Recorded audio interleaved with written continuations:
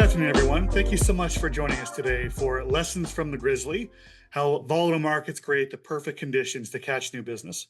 Now, it is admittedly a little funny timing to do this webinar today, as after news of the ceasefire, the markets have been up the last 2 days, oil's been falling. But we were talking about it earlier, and we actually sort of came to the agreement because the markets are up, this is actually the perfect time to do a webinar on this topic because, as you know, whether this current bout of volatility is in fact over or whether this is just a pause, volatility is just a fact of life. It's part of investing, and you don't have to look very hard or dig very deep to find other reasons why the markets could be volatile in both the near and the far future.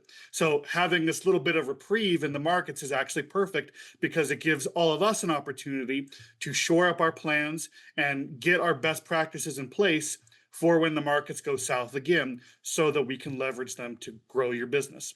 So we're really excited to be here today. We're really excited to talk about this topic. It's one of our absolute favorites to discuss, although thankfully we don't have to talk about it too often. Because today, what we're going to do is we're going to talk about the why and the how of market volatility being the single best opportunity for you as a financial advisor to grow, because it is the perfect opportunity for you to deepen relationships and to demonstrate your expertise to clients and prospects. So today we're going to discuss the playbook for leveraging market volatility by looking at some of the core best practices that will help you generate new business and referrals from your existing clients, and some of the tactics that will help you show prospects that you are the financial advisor who is the most equipped to help them reach their financial goals. So to talk about today, first of all, my name is Matthew Bailey. I'm the head writer and the director of content here at BGM. But the man who's really going to be showing you that playbook that I mentioned is Matt Hicken, who is our senior vice president of consulting. Matt, thank you so much for joining us today. For those who are new to these webinars and who have never had a chance to meet or talk with you before, tell us a bit about yourself and your history with both BGM and the industry. Yeah, so I've been in the industry for about 25 years. Worked with Bill Good as a consultant, traveling all over the country, working with advisor teams for the first 5 to 6 of those years. Then worked out in North Carolina with an advisory business there. I was head of marketing, helped run the team. Also became fully licensed. Worked with clients, worked with prospects, sitting down in meetings. Also managed our portfolios. So I've got my own thoughts and opinions on everything going on today. But that being said, I've been back to Bill Good since 2020. Again, traveling all over the North America, working with some of the bigger advisory teams, helping them through the various processes that we have to implement in this business in order to be super successful. Awesome. Yeah, always thrilled to have you on a webinar, Matt. So thank you so much for joining us. Before we dive in, just a few quick notes of housekeeping. First of all, we love questions. So if you have any questions for Matt or for myself, please put them into the chat or the question box, and we'll get to them as we can. And then for those of you who are new to our webinars, one of the things that we always like to do as a way of saying thank you for giving us an hour of your time is to provide you with a goodie bag. Each goodie bag on these webinars contains one or more resources that you can use so you can begin immediately applying the best practices that you will learn on our webinars. So we have two very special items today. Matt, if you don't mind, tell everyone a little bit about what we have on tap in this day's goodie bag. Yeah, so we typically do a lot of different things, but this will be the first time we're offering something along these lines. So, um, first one and the one that I think is going to be the most important is the volatility readiness scorecard. So this is something we've put together, taking a look at all of the businesses and advisory practices that we've helped through all of the various major downturns that Bill Good has been around in, exactly what it took for them to get through those downturns, not just, get through and still exist, but get through and actually thrive. And this scorecard, if you'll go through it and answer honestly, will help you see exactly where you're at in that process of developing your business, to a point that no matter the volatility or what's going on in the markets, your business is going to be able to grow. And in fact, volatility is just going to help it grow faster. The other offer is the 5 key stats that you really need to be able to evaluate and understand in order to do the best job you possibly can for your clients during these times when obviously emotions run high. Absolutely. So yeah, we have both these documents in today's goodie bag. So make sure you stick around to the very end of the webinar, and we'll show you how you can get those goodies, um, and what you need to actually do to get your hands on those files. So, okay, let's actually dive into the topic itself, and we're going to start off by, I think, talking a little bit about the 30,000 foot view of today's topic. Um, there are two laws that everything we're going to talk about today stems from. Two laws that Bill discovered long, long ago and that have held up ever since. The first is what we call the law of handholding. And that is that when bad or unsettling news happens, clients and prospects need to be told what to think and quickly. Now, Bill has been preaching handholding in some form or fashion pretty much ever since he got into the industry, but it was after 9/11 that Bill truly codified this law because he found at that time that advisors who took the time to reach out to clients and prospects within 24 to 48 hours of that awful event and then kept reaching out even as the markets reopened and as the markets dropped, they were the ones who were actually growing their business. Advisors who didn't, advisors who just waited for things to calm down, or they just weren't willing or didn't feel comfortable engaging with their clients about what was going on and what it meant and what was going to happen next. Well, they were the ones who typically either stayed flat or even lost business because their clients went elsewhere. Now, here at BGM, we have found that this law has held true after every single bout of major market volatility. The dot-com bust, the Great Recession, COVID, the bear market of 2022, last year's Liberation Day panic, and now with Iran. So the law of handholding, when applied, is the single thing that makes periods of market volatility so important. Because if you follow it, you are demonstrating to clients and prospects that you are someone who knows what's going on and you are someone they can trust to always be in their corner. Now, we couple that law with the second one, which is the law of prospecting. And that goes, the more you treat a prospect like your best clients, the more likely they are to become one of your best clients in the future. So if we apply these two laws during times of market volatility, reaching out to clients and prospects quickly, and ensuring that whatever we do to calm, encourage, or inspire our clients is also being done for our prospects, the more you are consistently planting the seeds for future growth. Now, this is especially important because periods of market volatility are when when investors are most likely to be looking for, or at least thinking about, hiring a new advisor. Matt, I know you have some stats that you dug up that sort of illustrate that. Why don't you tell us about them? Yeah, well, and before I dive into what's on the screen, which obviously everybody can read, um, there's this interesting thing that it's called activity bias, right? And it happens every time there's something going on. And you can think about this throughout your life and all the various things that occur that, when something happens, it causes you discomfort or causes there for a need to be the feeling of change, that feeling of, oh, I've got to do something, that is activity bias. So when people see and experience volatility, they feel they have to make a change, um, and that they have to do something. What that is actually just a body ways of the body's way of seeking out a dopamine hit, right? Just that big push, like act, like do something. Um, what we really need to be pushing out there is a little bit of a different hit, a little bit of more of a communication standard that allows for different chemicals to go on in the body that are not so explosive like dopamine. And that is exactly what the handholding is that Matt's talking about.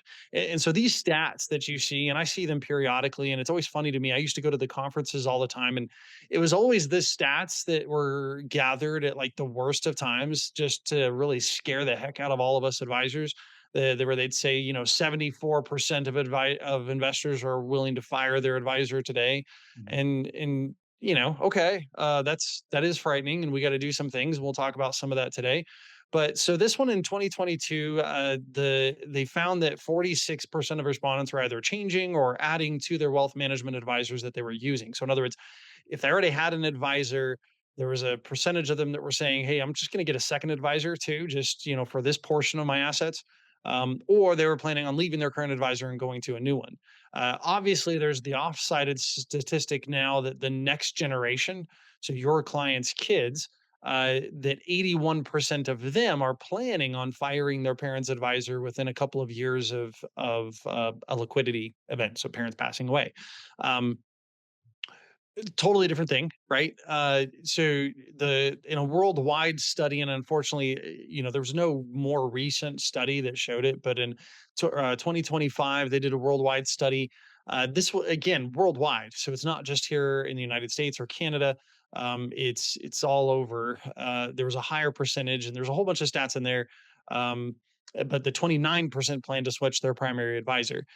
All that said, these are interesting stats and they're fun to say. And honestly, I put this into this slide really to make the point that um, at any given time, if a client feels that the pain of staying the same is worse than change, they're going to make the change.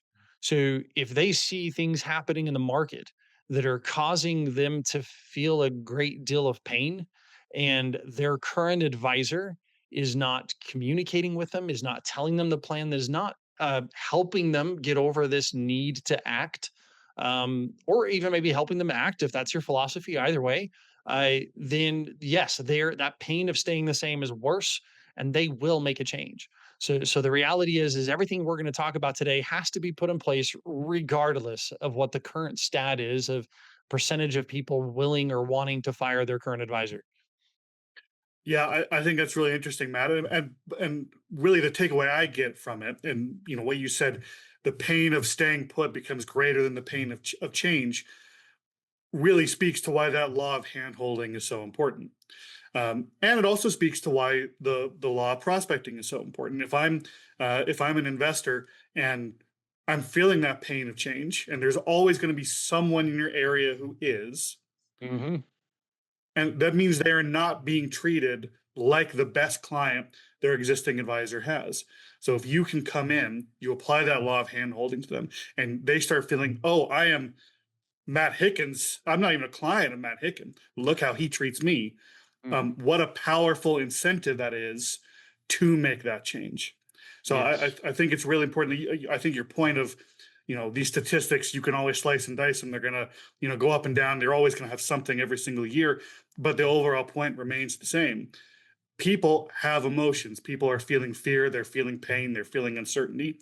We have to be there, be the first voice of calm that they are hearing whenever things like this happen.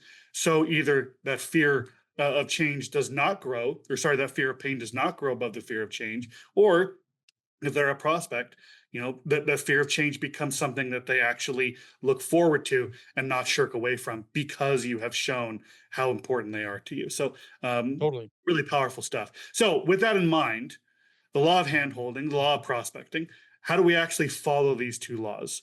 So that's sort of the core of what we're going to be talking about today. And I know, Matt, as a former advisor yourself and as a consultant, you have discovered and codified so many different ways to actually implement these two laws. So why don't you take us through those right now? Yeah. So, in several things. So very first off, I spent a good deal of time even today, and I did while I was in the business too, but just trying to better understand exactly what it is that investors want, what they expect from their financial advisor, what they are really needing right now. Not even just from a financial advisor, but what are they needing?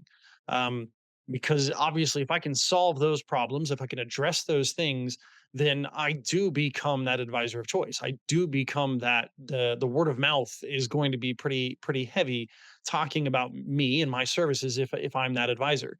So every year the survey varies. Some of these things that are here listed on the screen adjust as to their positioning, or maybe there's a slight change in the wording, but inevitably every year there's a survey done by one of the big groups that will do a giant survey, and then they gather in the data. You can see, well, you may not be able to read it, but at the bottom, there's all the sources for these particular stats. But essentially, when I'm looking at it, these in particular are the ones that are pretty much there every single year. Um, this is what investors want to have from their financial advisor.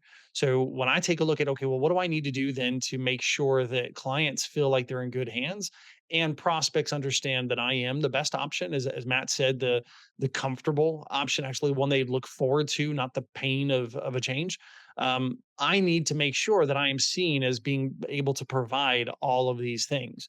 So very first off, what are you doing right now to communicate the fact that you do protect and keep private client information? How are you helping them?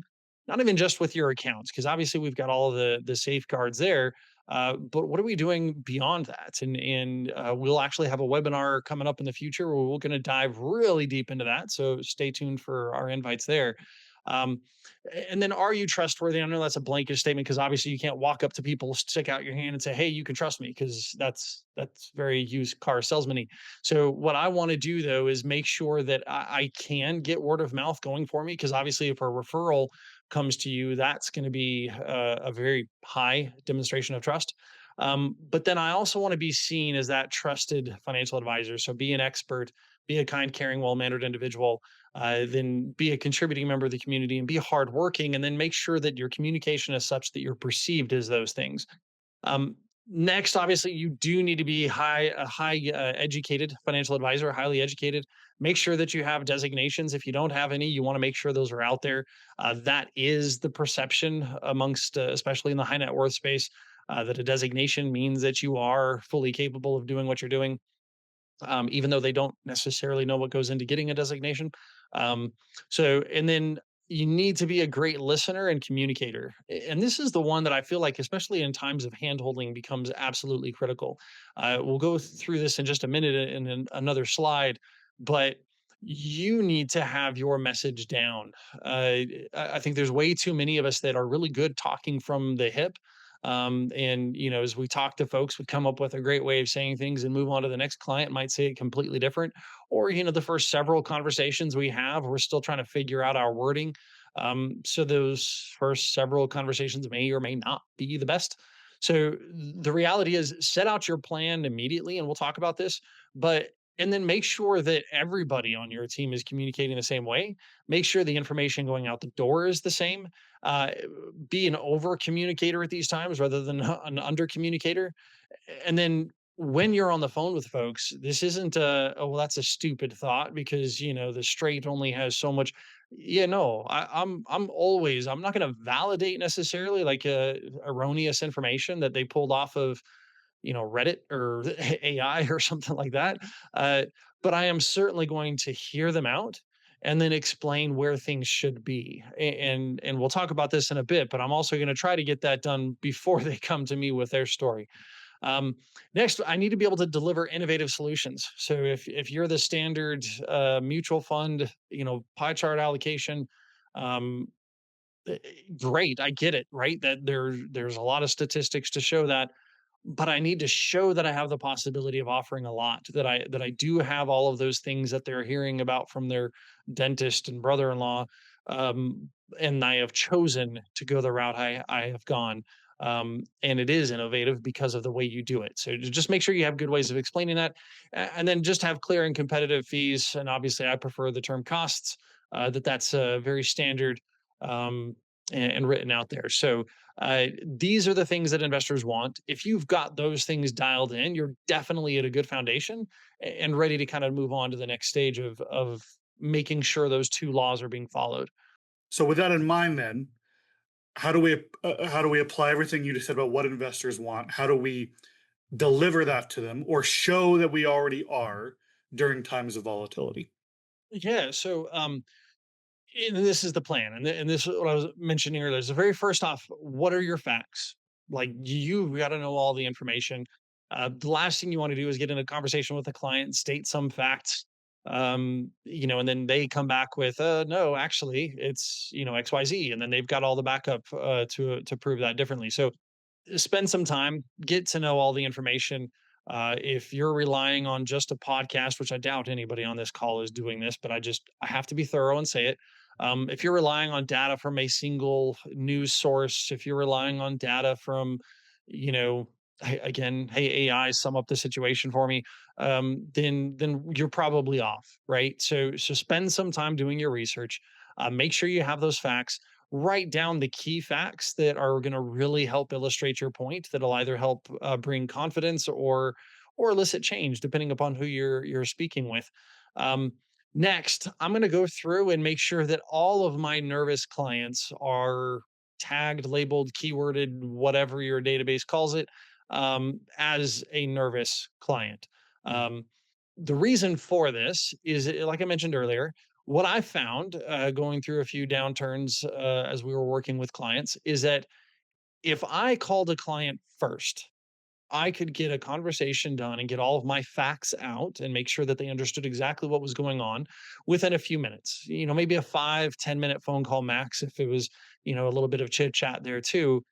Whereas if I waited for them to call me, so if they had to call, and as they always said, talk me off the cliff or, explain to me how to get my head out of the oven, which was one of our clients every time we had a downturn.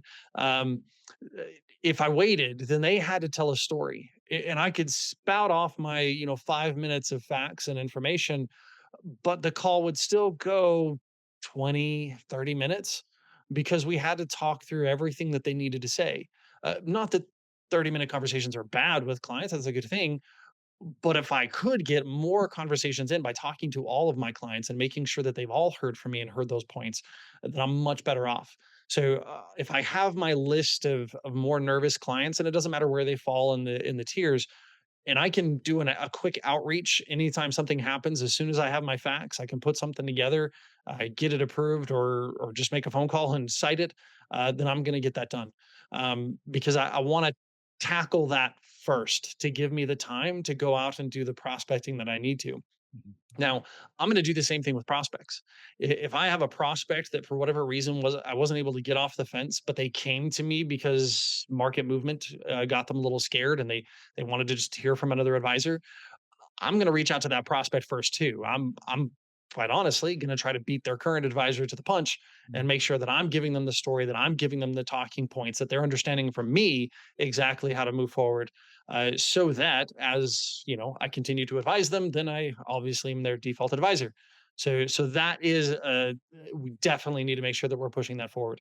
Um, Next, one of the things in our promo said that this you need to gather up your top tier clients, and I'll tell you what to do with them. This is that case. Um, I need to put together an army, right? I already have my staff. If I have team, and I'm going to have them working for me, sharing this same message. mhm, But after my nervous clients, I'm going to call my high COI clients. I'm going to take my top tier clients that are talkers, right? So I'd like to think of them. So this is the client that's always hosting block parties. If you were to take them to lunch and they weren't friends with anybody before walking in the restaurant, although most of the time they already know somebody there. By the time you leave, they're going to be friends with somebody. They're just that kind of a person. You better believe I'm calling them with some talking points and just saying, "Hey, Bob, this is there's obviously a lot going on the market, and a lot of people are scared right now. And as kind of a pillar of the community and somebody that really knows a lot of folks, I wanted to give you some points so that we can potentially help our community not get so scared about everything that's happening. So just kind of to talk through what I see is going on right now. Here you go, because the reality is that their data, right, that they're going to have is going to be based upon everything else that's out there, everything else that they're seeing, um, and they may not be sharing the right information. But if I can empower them by saying, "Hey, my advisor called me," then they'll definitely be better off. And I feel like too many advisors miss this category of client in these phone calls because often these are the people that when you call and you're like, "Hey, I just wanted to let you know everything's okay. We've got you." They're like, "Yeah, I know. You didn't need to call. Like, we're good." So instead of calling with that perspective, I'm going to call them and say, "Hey, let's get to work. Let's help our community." So as you're talking to folks, because they're going to be talking to folks, here's the message that I'd want to get out there. Um, and then obviously, if you come across anybody that's really struggling or really worried or scared about this market, even with it, like please send them my way. I'd be happy to talk things through with them, maybe give them a second opinion on their plan to show them where they're at, so they can have that confidence. So really push this time to promote referrals, and we'll talk about referral promotion more in a bit. But I can't highlight this enough. So if you've done the work that was given out there in the promo, and you've pulled together your top tier clients and your top 20%, take a look through that group. Take a look at the people that, in particular, are that center of influence. They are going to be that person. The people you're trying to reach they're an influencer amongst that group. Uh, log those clients. I'm calling them right after my nervous clients. Mhm. Next, what are the opportunities at this time? Like I mentioned earlier, the activity bias is a strong one, and the reality is that anytime there's a market shift like this, there are opportunities. Even if it's cash on the sideline, buy things on sale, whatever the point is that you're going to make, or maybe the opportunity is, hey, we got to move some of the stuff that you're holding elsewhere to cash, if that's your perspective. Whatever your investment philosophy is, I'm looking for what is the opportunity to do something, even if it is, hey, let's just reevaluate your estate plan at this point in time, or that you can connect it however you want. Then do it, but make sure that you have that action, that thing that they can do to take advantage of this time. There's two reasons for that in my mind, and this is we started getting into this pretty heavily while I was out in Greensboro. Of if I could come to them with something to get done that would actually help improve the situation or something along those lines. Um, not only was I helping them at that time take advantage of something, right? Take advantage of the opportunity, but I was also just trying to cue into them that, hey, every time there's a downturn, we're not looking for, oh boy, everything's horrible. I'm looking for where's the opportunity? What's the thing that I can take advantage of at this point in time? I want that message always out of my clients' minds because, again, that is the reality. There's always an opportunity at any market turn. Finally, this is another one that a lot of advisors miss out on. Are you talking to your clients and your prospects after the volatility, which is, hopefully where we are now, but who knows? Uh, After the volatility to summarize what you did for them during that time? Even if it was nothing, that is something. So tell them, right? Hey, we held on because here's the points. I just wanted you to know this is why we do what we do. Tell your friends, tell your family. Like, I want to make sure that I get that point out that these are the things we are doing for you. So they're constantly hearing that this is why I have a financial advisor. Even those clients that in particular that they don't need to hear from you at these times, they get it. They've been through downturns with you before. To me, getting that message out also helps empower them as they're talking to their friends.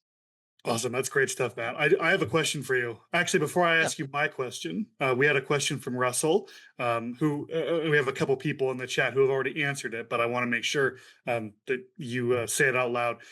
Russell asks, what do you mean exactly by a COI client? Yeah. Yeah. So, yeah, and the answer is correct. So it's center of influence. But I want to. I'm gonna get into this a little bit because it's a little bit of a thing for me. Um, Center of influence. Think of it as like the big circle, right? So anybody who is an influencer amongst your ideal clients is a center of influence. We distinguish center of influence from strategic partner because a strategic partner is also a center of influence because again they're an influencer amongst your ideal clients, but they do that in their professional capacity. So just as an example, I could have a client who is a CPA who sends me referrals of both their neighbor who came to their family barbecue and they recommended come to you, in which case they were a COI. Or they could meet with their existing client and tell them, hey, you should go meet with this advisor that I work together with closely with. And then they are a strategic partner in that sense. So all strategic partners are COIs, but I do distinguish it because of this, right? So a lot of people think center of influence, just they think of those strategic partners. Clients are also COIs, and I definitely don't want to lose out on that. And then the other reality that really kind of blows some advisors' minds because we did this.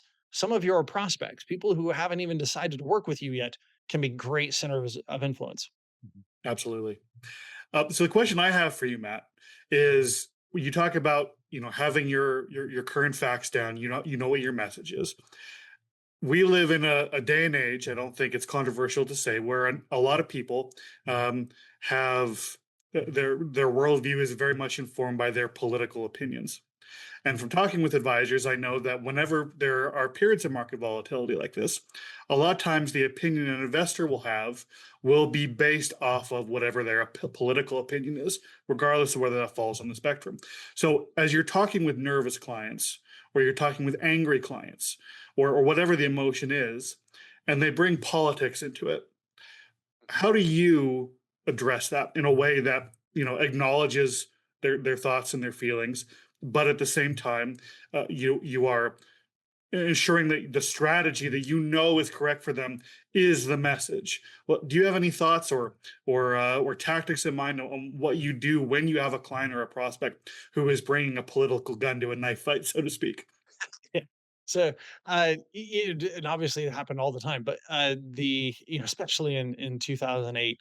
Um, so Rob taught me, he was the advisor that I worked with, something, he taught me something early on.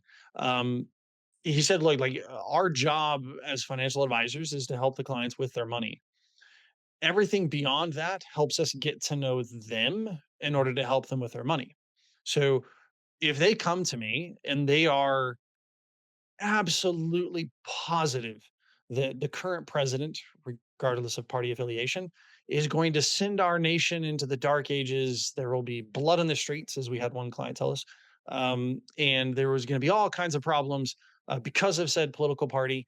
The only thing I need to do is listen and hear the fact that that is how they're feeling. And that does inform me about who they are as a person. Um, I don't have to argue details of facts. I don't have to go into saying, "Hey, like the reality is we've had presidential changes all the time, and those that think that our current presidential debates and animosities are at peak need to go back and look at history again." Um, there, there's always been problems. There's always been things. Every president is the worst thing in the world to the opposing party. Um, and that's not me saying that either are not problems. It's literally just that is the case. So all I need to do is to know what happens with the markets during various times of the world, whether it's a switch of president or change up of party that's in control of the house or not, right? If it's the exact same as it's been, I need to know what happens to the markets. I need to know exactly what goes on, typically, depending upon different things passing, what the candidates are saying they're going to try to do, because those things can move markets on the short term.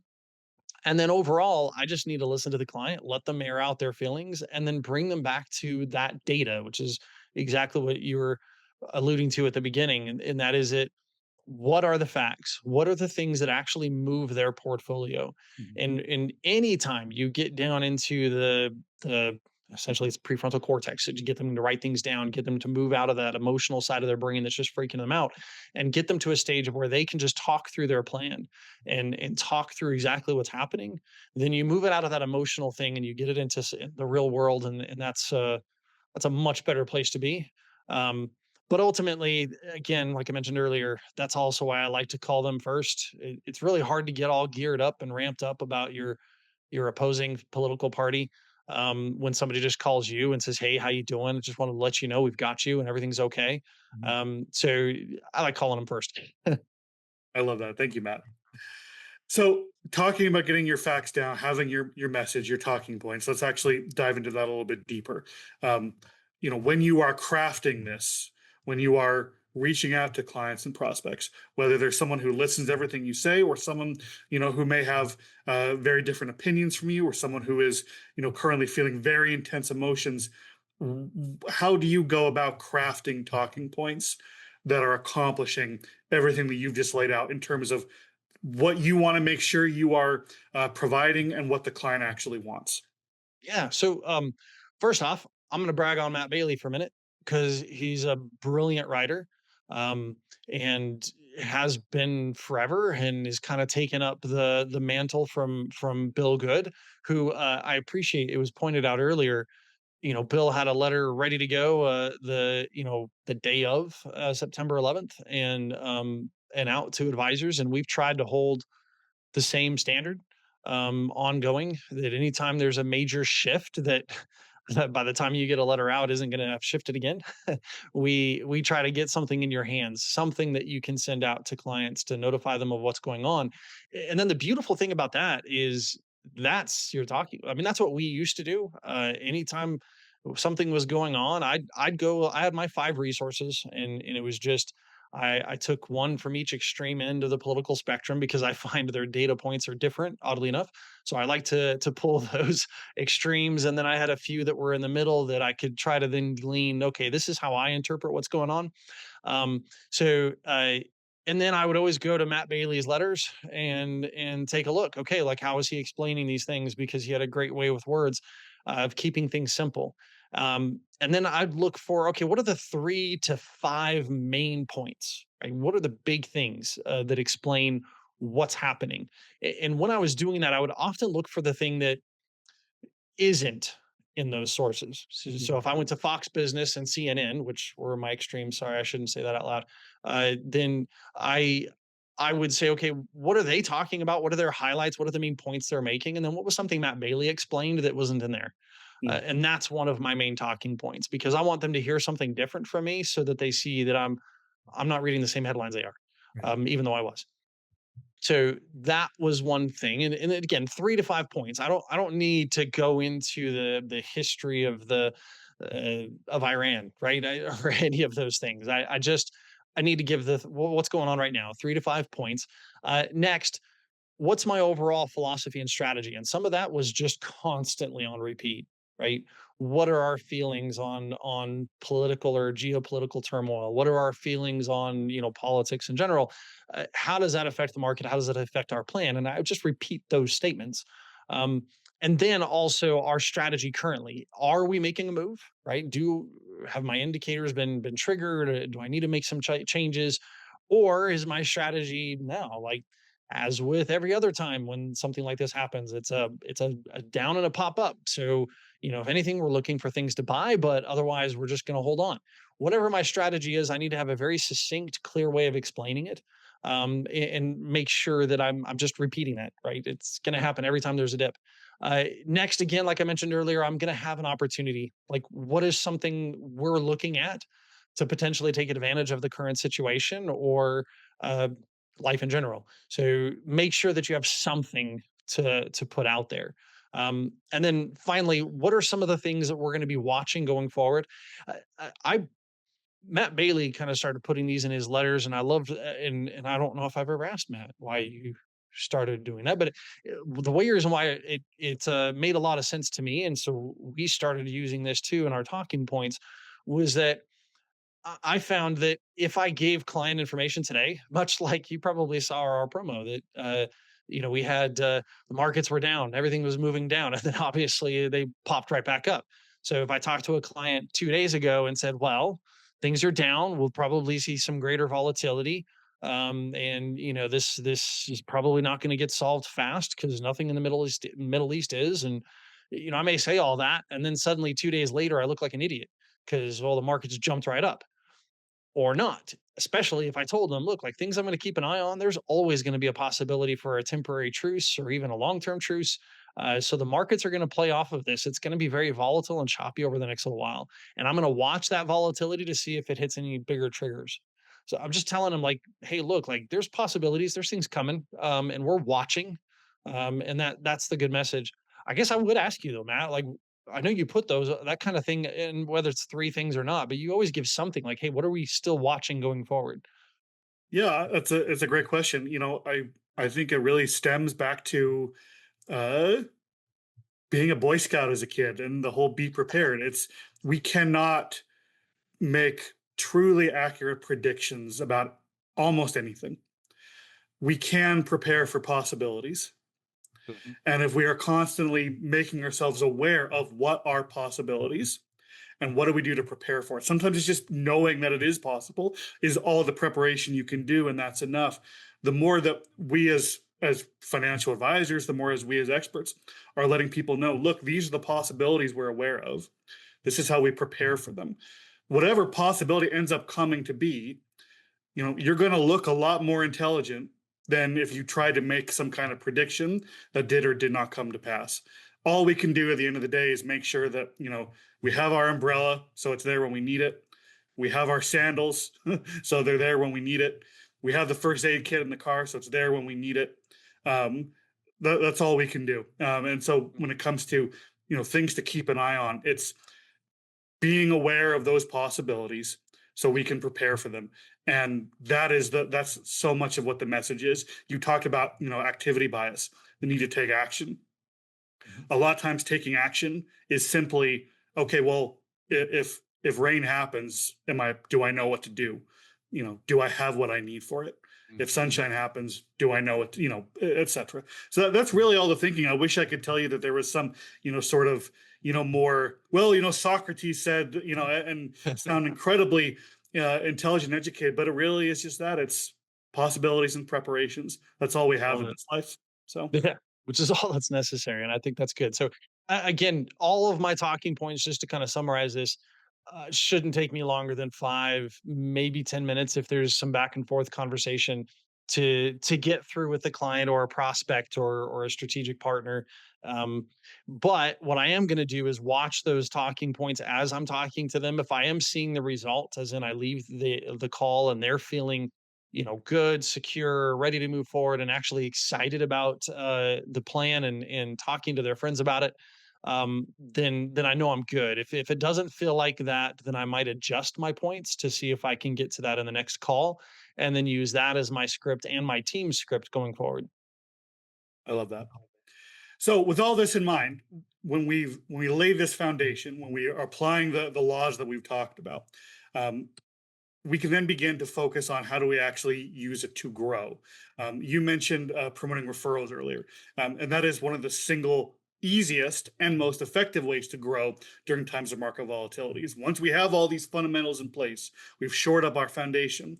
Now we can start promoting things that are going to actually move the needle of our own growth. So, talk to us a bit about this, Matt. How do we promote referrals among our clients after we have done all the other groundwork that you've already laid out for us? Yeah. So I want to address something, and while I'm addressing this, feel free to read through those if you want. But um, because I'm not going to read each script, the key here is that when you're going through these downtimes, one of the most common things I see from financial advisors when I tell them, "Hey, you should be promoting referrals," is, "Yeah, but I'm not doing so well, right? My portfolio isn't performing great right now, or I'm down just as much as the market." Um, Even though I've told clients that we were going to protect them from these things, so I don't feel like I can promote referrals. Um, Two sides of the same answer to this. Number one, if that is the case, right? If yeah, you haven't delivered that, uh okay, hopefully this is a learning experience. You're able to figure out rules for down the road. But number two, what you provide to clients should not be just performance. Mm, um if your entire value is the performance of your portfolio, um it doesn't matter whether the market's up, down, sideways, or whatever. There's always going to be another advisor that gets better performance. Always. There's somebody out there doing it differently better at this point in time, right? Maybe you could do a statistic and show that over 30 years you're a better performer overall, whatever. Uh, Memories are way short, as we see constantly when we have downturns like this. The reality is if performance is all you provide, then you're losing. So change that narrative. Make sure you're providing more than that. Go back to what I talked about earlier as far as what investors actually want from you.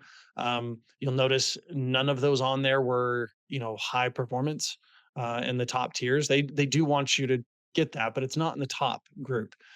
So that being said, don't worry so much about that, because most likely you're not. That's not the case. Like what you're providing is way more than that. You're providing that somebody that they can trust, and somebody that can be there for them to let them know, hey, this is what's going on. Yeah, we're down, the market's down. That's how that goes. But I believe it's coming back up. Here's the opportunity. Here's the things we're going to look for going forward. So that's what they need to hear from you. When they do, they are going to be in a better place. I was talking to an advisor earlier this week, and what he decided to do is what a lot of our advisors decide to do, because we've talked about this a lot, and we've had a lot of very big advisors that we work with talk about how this was like such a critical point in their business in 2008 when they did this, and that is they just called through all their clients. So this advisor I was speaking with, he called through all of his clients just to talk to them, check in, make sure everything's okay. Um, Called up and talked to one client that he talks to periodically, really good, one of his bigger clients, and just talked, let him know what was going on. When they started the call, the client let him know, and it was funny because the advisor says, I've told him all the time, like anytime he's feeling frustrated, concerned, worried, give me a call. And but this time so I called him just out of the blue, and he told me, yeah, actually, I'm glad you called because, I need you to talk me off the edge of a cliff. I was Mm. like, oh shoot, well, he didn't even call the advisor. So glad we did the proactive.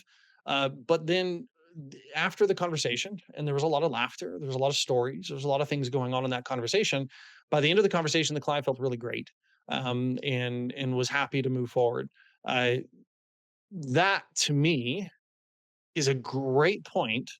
Then to let them know, hey, look, like not everybody at this point in time is hearing from their advisor. So if you come across anybody who's, scared, frustrated, concerned about everything that's going on and how that might affect their overall financial plan, I'd love to help alleviate their concerns. Most likely, they're still worried because they haven't had their current advisor go through this with them. I'd be happy to go through. If you want to just give them my number, we can set this up. Um, so you'll see I went through three things, and this is what every great referral promotion must have. So as you're talking to your clients and you're looking to promote referrals, these three things must be there. And I've mentioned this on webinars before, so I'll go quick. But number one, I need to tell them exactly what to look for, realistic expectations. What are they going to hear? What are they going to see? If you know of anybody that's going to be retiring in the next year, this is probably a really worrisome time for them, given everything that's going on. I'd love to talk to them, right? Tell them what to look for. Right. Number two, what's the urgency to the matter? Like, what do they need to do in order to get to this, solve this problem? Why is it that they need to come see you to solve that problem? So explain the urgency. And then number three, how do they get them to you? Maybe they invite them to your next webinar if you do webinars regularly. Maybe they have them listen to your podcast if you do that. Maybe you have them attend an event. Maybe you tell them, hey, let's go get some coffee. Or you just tell them, like I said in my earlier example, have them give us a call. And you'll see on these, that's, very similar kind of a process and steps. But just to make sure your three steps are in there as you're promoting referrals. And then don't worry if your performance on the portfolio isn't great. Your value is more than that. Promote based upon that value. Right. I love that. And if I could add anything to it, based off of what you just said of those three things, that you are looking for in one place, be paying attention to what your clients are telling you, because you can leverage that when it comes to promoting a referral much the same way. If they express appreciation for you, express appreciation back and use that to promote a referral. If they've expressed fear, once you've alleviated that fear, promote your referral based on the fact that they certainly know others who are having it. If you have a client who they are someone who is they're nearing retirement, they don't want to lose money. They probably got family members or other people, who are they're working with who are also nearing retirement. They also have that fear of losing money. They want to go on defense, whatever. Use that. If you have someone who you're speaking with a client and they mentioned that they have someone who's unhappy with their advisor or didn't hear from it, promote a referral. The point is, Mhm. radar up, your antenna dish, should be going. Um, Listen to what your clients are telling you, whatever it is. If you use the framework that Matt's just given you, you can pick up on those clues and know exactly how to promote a referral. And take the time in advance to practice different types of referral promotions so that when you get these clues, when you get these signals, you know exactly what it is that you want to say to promote that referral. You couple that with what Matt just talked about, and man, it's incredible the number of referrals you can get during and immediately after bouts of market volatility. Yeah, no, 100%. And just because I feel like Bill Good would probably come in the door and hit me upside the head for not saying it. This is not your turn to ask for referrals. It's not a, hey, I'm glad you're happy and you're feeling better about life. Who are three people I should call? Yeah, That's not what we're doing. This is a promotion. This is just a, hey, like keep an eye out for these people because we could help them, send them our way. right. Absolutely. So once we've done that, we've laid the groundwork, we've had our message with our clients, we've reached out proactively, we've begun promoting referrals. Now we want to turn to our prospects, and we can be direct about this. We do not need to be waiting for them to contact us. We can be as proactive with them as we are with our clients, and we should, based off the law of prospecting we already talked about. We're treating our prospects like our best clients. So how would you go about doing that, Matt? What would be the first step for you? Yeah. So again, after I've called my nervous clients, and then after I've called my COI clients, and maybe I have me and team working through the rest of the client list, um, I'm starting in on prospects, right? And it's the exact same to the point and to the law. It's the exact same kind of conversation. And you can start it off in one of these ways. It's listed out here on the screen, but essentially you're just calling up the prospects and saying, hey, like, I wanted to talk you through some of the stuff that's going on right now. Be their financial advisor. If you are acting as their financial advisor, eventually they're going to make the choice to just go with you. It's a lot easier, right? To just make those efforts. And obviously, as you see on the screen, Chad Henry does this. A lot of advisors do this. And every single time it does actually get business if you're strategically going through that prospect list. Now, I've had some advisors that say, okay, well, I'll just blast out a letter. Sure. Right. If there's a good, better, best, that's probably better than nothing. Right. Best, get on the phone, talk to them, be that voice of reason, actually, speaking with them. The good emotions that come from hearing the exact details, as we've talked about, are going to be what's going to get them to move and just realize that there is not a whole lot of pain in that kind of a change. Love that. Now, you mentioned sending a letter, and that brings us to content because content does play a very important role in leveraging market volatility to grow your business. We see it all the time, or we hear it all the time that financial advisors, they are so busy on the phone. They're so busy trying to make sure they're putting out fires that as a result, they're not able to actually get in front of every single person. And for that, we have content. We want to make sure that everyone, um, if you can't get them on the phone right away, they are still seeing your name. They're getting your message as quickly as possible. One of the things that we do here at Bill Good Marketing is whenever there's a major, downward movement in the market, we always get a piece out the door within about 24 to 48 hours, usually more like 24, because we want to make sure that your clients and prospects are hearing from you and getting that message. Now, when it comes to sending content, there are some things you want to make sure that you're doing. First of all, you need to know exactly what it is you want to send. If you're a current client of Bill Good Marketing, you may be looking at our library and saying, there's a number of different possibilities. How do I choose the best message to send? You may not be a client. You may be someone who's writing your own content, or you may be using some other provider. That's fine. But whenever you are choosing what am I actually trying to communicate to my clients and prospects, you need to be thinking about a few things. Um, Numerous studies have found that people need three things to alleviate anxiety during or after emergencies. And those three things are facts, action, and time. Now, Matt's already sort of alluded to this. He has his own framework for how you think of it. This is how I think of it.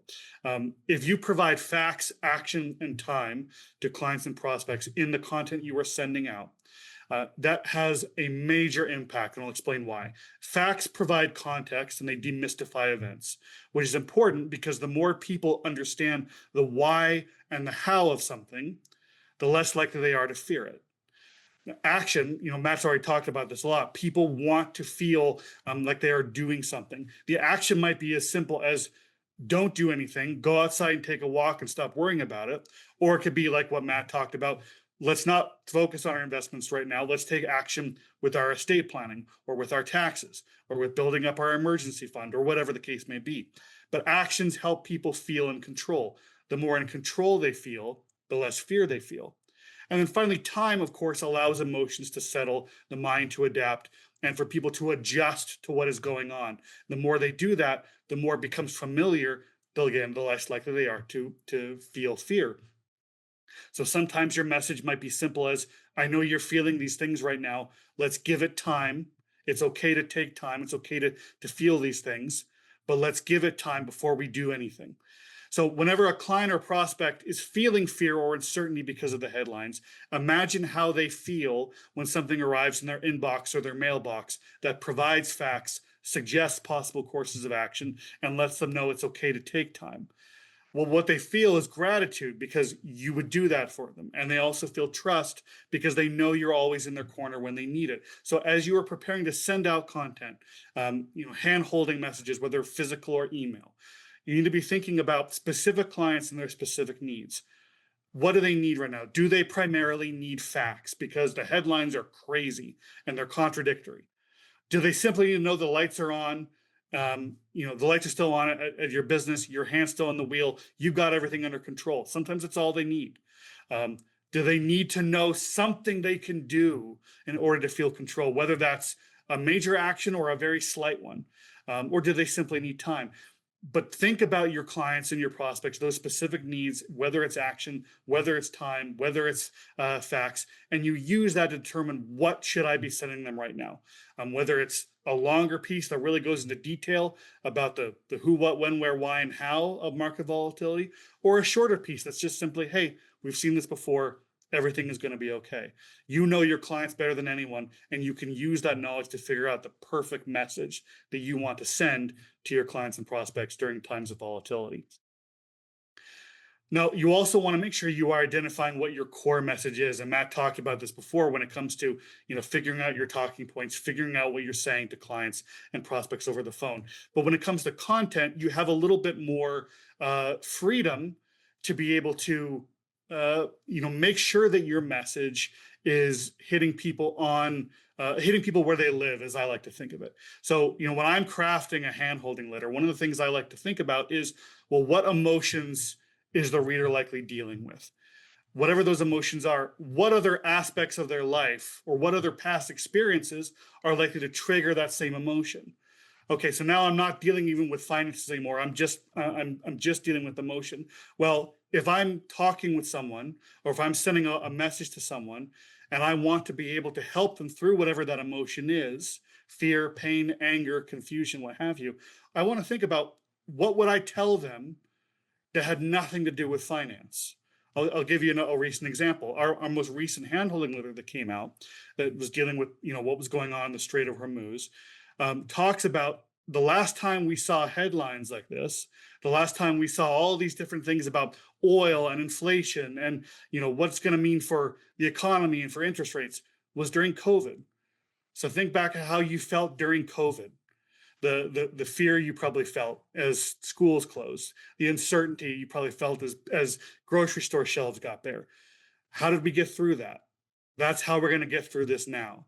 And the reason why that kind of message is successful is because you're not just giving them data, um, you're not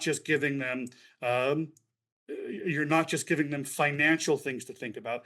You are hitting them where they live. You're talking to them on a level of that makes them realize, oh, he understands what I've been through before, or she understands what I've been through before. He or she understands what I did or what we did to get through it before. So we can do that now, or whatever the core message is. But be thinking about what your client's emotions are, what other aspects of their life trigger those emotions, and how they would deal with those emotions in a way that has nothing to do with finance. And the more your message, the more your content can talk on those points, the more powerful it is, the more memorable it becomes, the more resonant it becomes, and the more likely they are to share it with friends and family members who are having similar emotions. And that's the kind of thing that when a client or a prospect gets a handholding piece from you, that's the kind of thing that makes them come into your office and say, I read your letter or I read your email. It's exactly what I needed. I want to do business with you. Or I read your letter or I read your email. I shared it with my sister. She would like to know if you can contact her. It's really important that we think about these things when we are coming up or when we're sending out hand holding content. We're not just trying to check off a box. We're not just trying to ensure they got something from us, so we did our job. We can move on.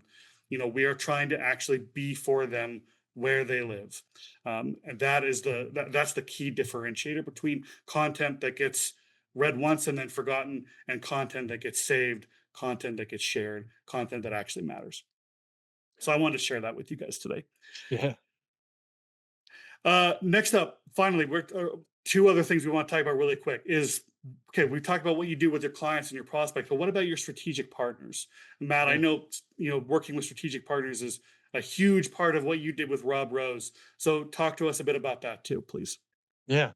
So with strategic partners, obviously, we want to make sure that we've got um, first off a list of potential partners gathered up.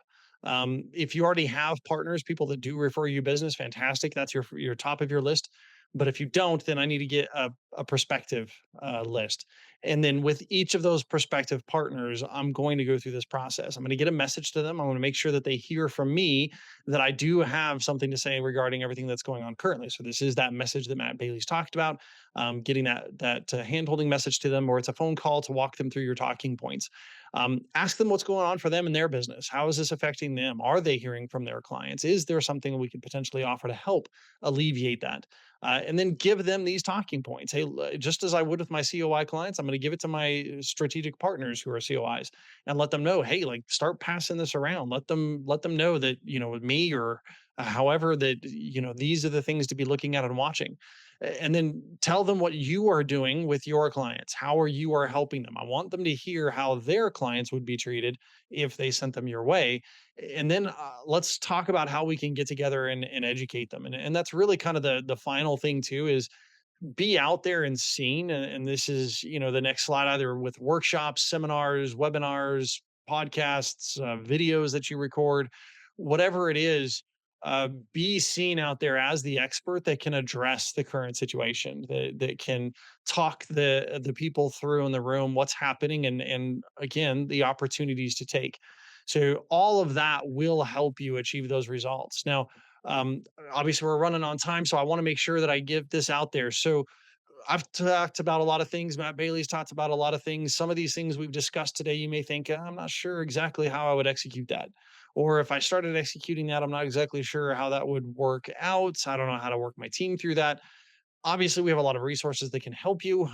Obviously, if you were using our content, you would automatically have all these great letters that Matt Bailey writes, and like I said, they're usually within 48 hours. We've got them out to you. I don't know of a time when it hasn't been. So, but that is what we push for.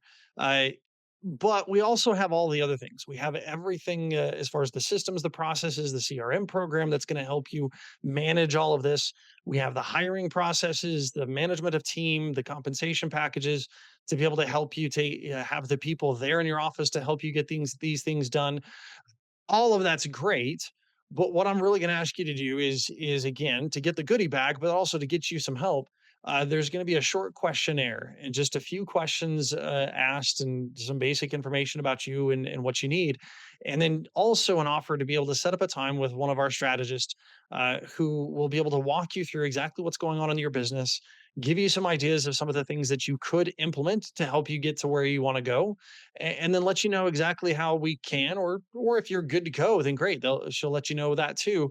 But how we could potentially help you, and what services would best get you ready to truly take advantage of any downturn in the market or any volatility, even on the upside. Um, but again, with that, obviously you're going to get the help. So answer that question, go through that just for that is a huge benefit. But also, if you will go ahead and download the questionnaire, answer it, we'll give you the goodie bag items, which will be an assessment that allows you to walk through exactly where your business is at and are you prepared, are you to fully take advantage of this volatility, and then also the key statistics that are going to help you understand better your existing clients. So this QR code is there on the screen. There's a link in the chat if you'd prefer to do that. Either way, please fill out that questionnaire, get that opportunity to talk to our strategist, and then also get those wonderful goodie bag items. Excellent. Yeah, unfortunately, we are over time now, so we're going to let you guys go. But make sure you guys, hit that QR code, go to that link, bgmtips.com/grizzly, and get your hands on those two goodie bag items. In the meantime, Matt, thank you so much for sharing your insights, your strategies for how we, make sure we're being there for our clients and prospects, and using that to grow our business. So for all of you, thank you so much for joining us today. We really appreciate you giving us your time. As always, please let us know if there's anything that we at Bill Good Marketing can do to help you guys out. In the meantime, we wish you the best of luck, and we can't wait to see you in our next webinar. Talk to you soon.